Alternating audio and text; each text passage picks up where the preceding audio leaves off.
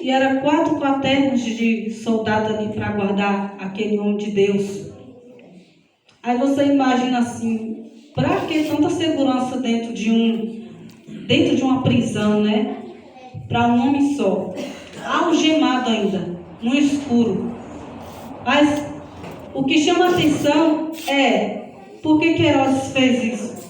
Ele estava cansado de ver gente morto sendo ressuscitada, as cadeias se quebrando, então, né, não tinha nada que poderia prender ele ali. Então ele falou, fica ligado nesse crente aí. Esse crente tem uma ligação muito grande com Deus. Então, vamos colocar aí esses vigia aí, esses guardas, né? 4 quartéis, sabendo que é 16 guardas, né? Durante aquela noite toda ali.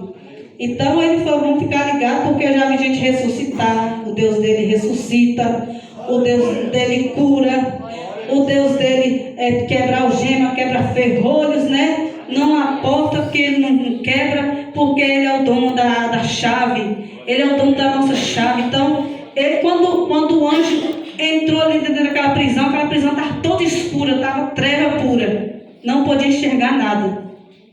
Mas tinha uma pessoa lá que estava resplandecendo dentro do escuro, que era Pedro. Aleluia.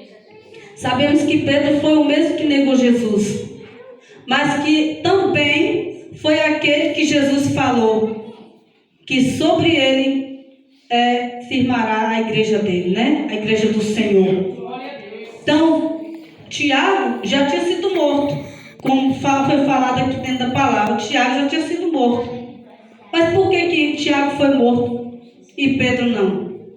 Porque Deus já estava esperando ele lá no céu, Tiago.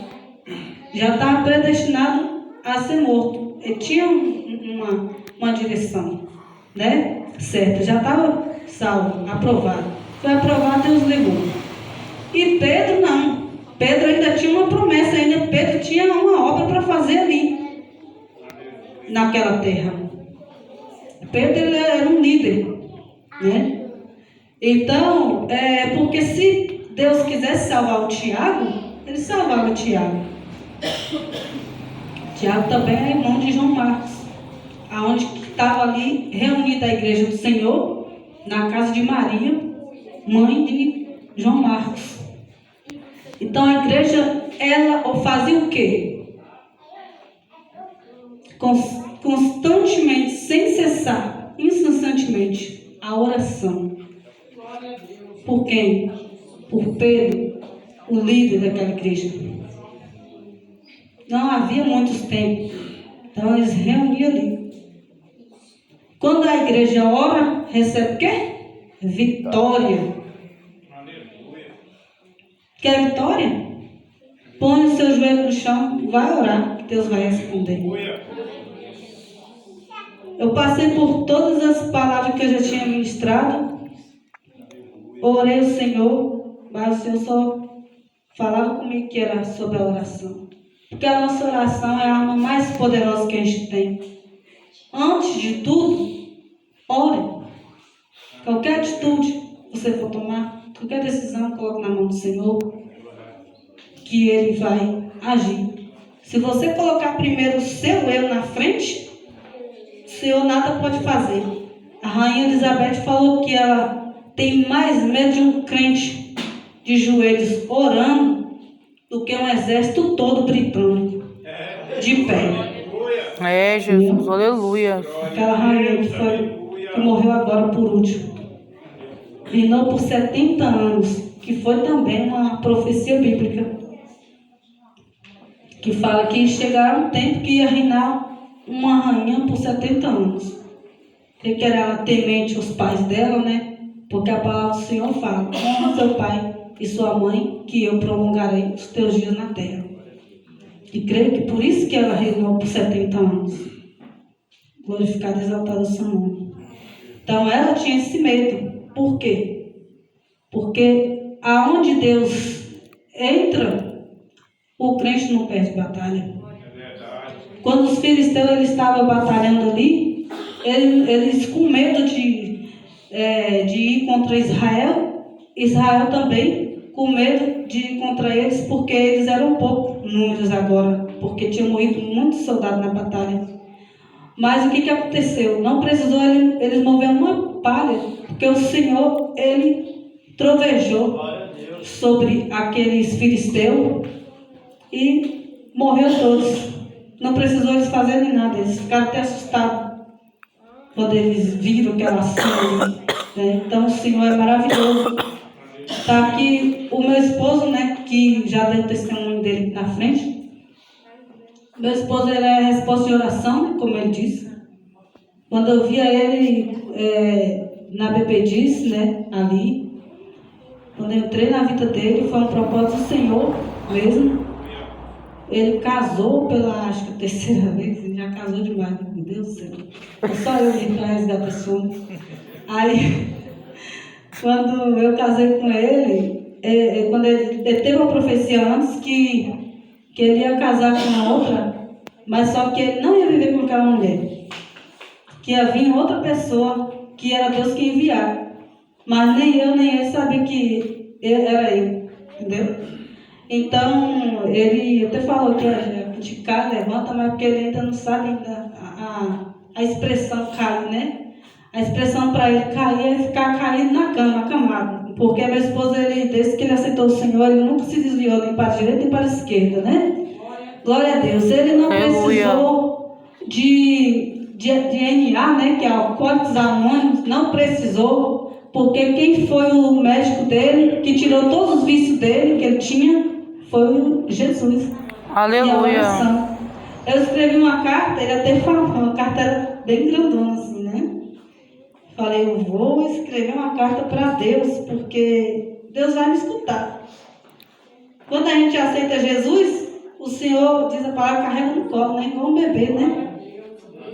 Então eu sou uma pessoa que eu falo que eu aceitei o Senhor 3 vezes.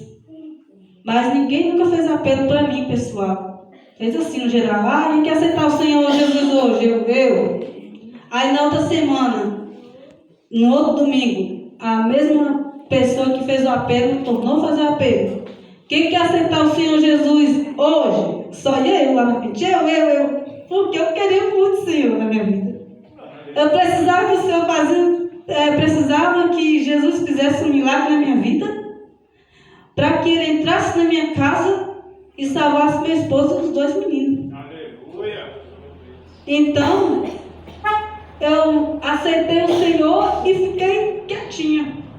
Aí ele veio do bar, falou assim, você quer uma cerveja? Aí eu falei, traz um sem álcool. Só que eu não sabia por que eu não estava tomando cerveja com álcool, né? Porque eu não bebia não, mas que ele mandava eu beber uma latinha para acompanhar ele, aí eu bebia, mas para mim não fazia diferença nenhuma. Aí eu, para não desconfiar que eu estava com Jesus do meu lado, eu traz um sem álcool para mim. Aí depois eu só dava uma picadinha e jogava fora, só que ele sabia. Aí eu vou no mercado, quer que eu traga um vinho para você? Eu falei, rapaz, não quero vinho não. Traz um suco. Aí só que ele não perguntava o que estava acontecendo. Mas amém. E aí eu me propus orar por ele e fiz uma carta. Eu falei, Senhor, eu quero meu esposo transformado, vaso novo, dizimista da casa do Senhor, ofertante, livre do álcool. Transforma meu esposo, Senhor. Faz ter um vaso novo na casa do Senhor, em nome de Jesus. E ali, para a honra e glória do Senhor, aquela carta todinha ela se cumpriu, do início ao fim que eu pedi. Aleluia. Todo dia eu orava em cima, confiando na fé. Creio que Deus teve tanta misericórdia de mim que ele falou, eu vou atender o pedido dessa mulher, porque eu também quero esse vaso em casa do Senhor. Para ele também fazer a obra junto com ele. Aleluia. Eu tenho pressa, porque é assim que Deus faz. Quando ele tem pressa na vida de uma pessoa, tem uma obra, ele acelera tudo, o processo na vida da pessoa. Aleluia. Glória a Deus. Glória a Deus. E ali o Senhor foi trabalhando. Ele estava todo acorrentado. Estava todo acorrentado assim. Eu falava, bora para casa de Deus. Lucas já era menorzinho e me acompanhava sozinho, eu e ele, né? Aí na outra semana era João. Era sempre assim, nunca ia todo mundo. Aí eu lembro até hoje, nunca esqueci. Foi no Dia dos Pais. Ele estava meio assim, eu e Lucas adulando ele, vamos para a igreja. Ô pai, vamos para a igreja, pai. Hoje é dia dos pais, vai ganhar um presente lá. Mas o maior presente que ele ganhou foi a libertação dele. Porque quando ele falou assim, eu lembro como hoje, ele estava igual tá o nosso Sebastião, o Luca pegando uma mão e eu pegando na outra, esticando ele. Bora. Tá bom, eu vou. Entrou dentro do banho, tomou banho. E desse dia pra cá, nunca mais ele saiu da presença do Senhor. Aleluia. Aí ele entrou e ficou. Graças a Deus.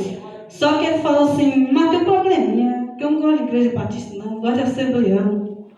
Eu gosto de igreja Assembleia de Deus, é melhor ainda, porque eu também gosto do fogo. Aleluia. Oh, glória a Deus.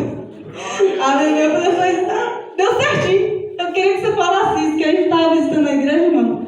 Mas ela não era pentecostal, não era assembleia, não. Era batista, normal, né? Mas amém, mas ela também tinha adoração do Senhor, muito louvor, muito palavra. Mas só que ainda estava pegando, porque eu acho que ele queria sentir esse mover que ele sente aqui, né? Aleluia, né, irmã Edil? Aleluia, glória a Deus, é bom demais. Então ele nasceu no fogo e vai subir no fogo, em nome de Jesus. Aleluia, glória a Deus. Então, os irmãos ali, né, oravam incessantemente ali no meio daquele povo ali, orava com força, com fervor. Você tem orado com fervor, Senhor? Tem pedido a presença do Senhor com fervor mesmo? Tem orado por aquele propósito, por aquele filho que se perdeu, por aquele filho que está afastado? Se você estiver orando com fervor, ele vai vir. Aleluia. Glória a Deus. Então, quando eles oravam, o anjo do Senhor entrou ali dentro daquela prisão. Quando ele entrou, as trevas dissipou. Que é a mesma coisa aqui. Se apagar todas essas luzes aqui, não vejo ninguém. Por quê? Tem a luz e tem a luz do Senhor também que está aqui dentro. A presença do Senhor está aqui nesse Aleluia, glória a Deus. Então as trevas dissipou, as correntes quebrou automaticamente. Não precisou abrir portas, porque as portas se abriram sozinhos. Os soldados que estavam lá não viram ele entrando, nem não viram ele saindo, né? Como diz a palavra do Senhor. Então, quando ele só fez um pedido para Pedro: traz junto com você a sua capa e a sua sandália. Por quê? Porque ele não ia mais voltar ali para buscar.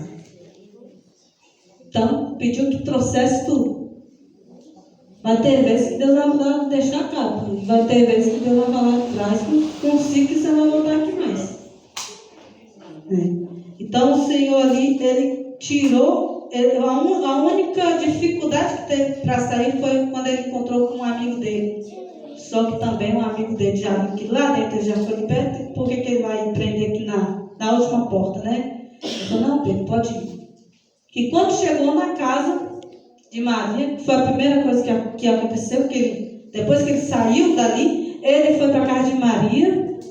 E aí a Rude se assustou, espantou, porque achava impossível, porque quando caía na mão de Herodes, podia saber que era morte, porque Herodes era mau.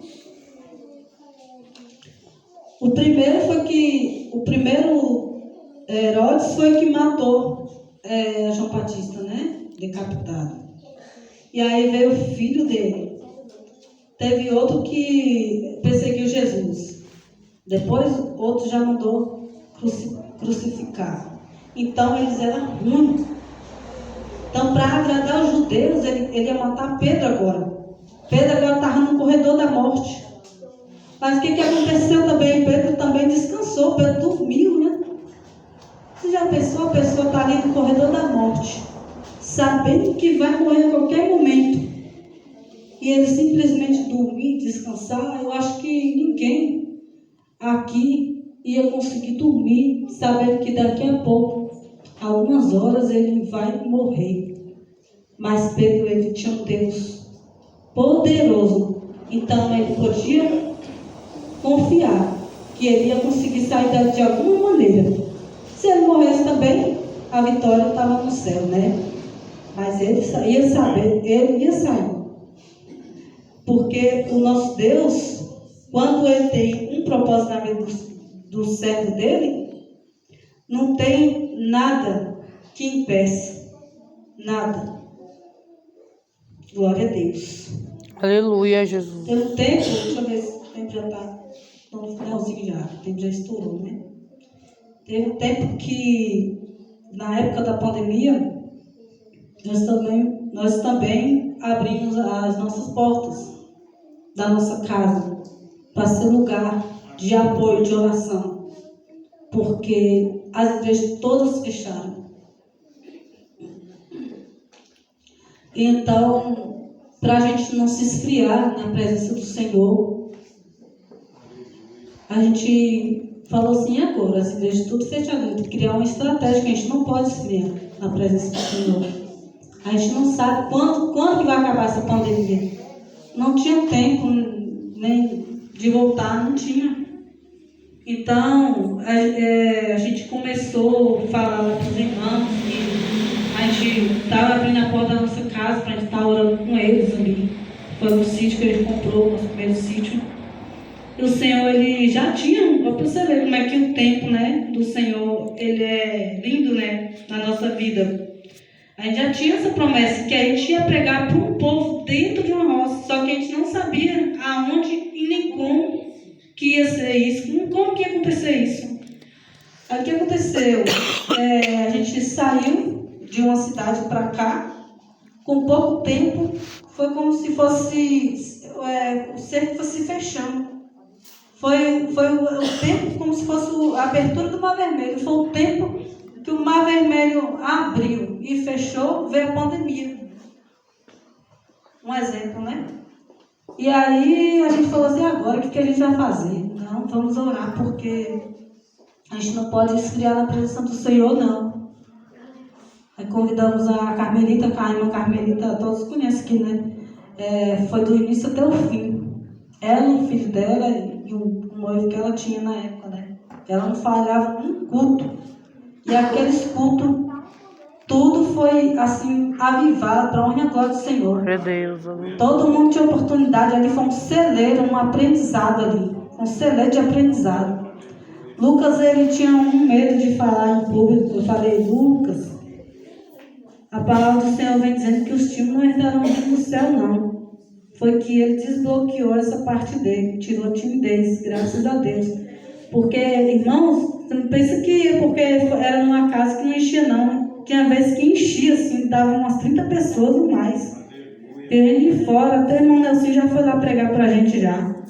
Vinha um pregador de fora para trazer a palavra. Então, o alimento, a gente não deixou de receber o alimento ali, espiritual, não. A gente continuou na fé. Teve cura, teve os irmãos católicos que iam para lá, chegavam tudo em lanterninha, né?